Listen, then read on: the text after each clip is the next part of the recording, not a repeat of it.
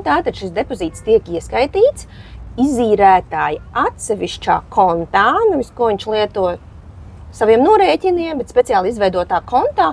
Turklāt tas tiek uzlikt uz procentiem, un pēc tam īrniekam atgriezts ar procentiem? Ar jau, jā.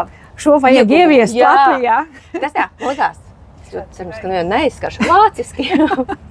Bet, jā, tā kā tā naudiņa pelna kaut ko, viņa vienkārši nestāv kontā un negaida. Nav iesaldēta līdz kamēr inflācija viņa ir noēdusi, vai ne? Te vēl tāds interesants ir arī, saucamies, miskastes nodoklis, kas arī viņiem ir apmēram 180 gadā. Kas ir interesanti, kuras es neesmu iepriekš dzirdējis, ir radio nodoklis. Tas ir kaut kas jauns, nebija dzirdējusi. Jā. Tā kā var pārbaudīt, tu klausies radio vai neklausies? Tur arī var neklausīties, tev vienkārši vienalga, jāmaksā nodoklis. Ir kaut kādi svarīgi valstiski paziņojumi, kur varbūt tiek translēti radio. Bet interesants aspekts, ko vajadzētu papētīt dziļāk, es diemžēl nepapētīju, bet jā, tas radio nodoklis. Jā, tas ir kaut kas tāds nedzirdēts.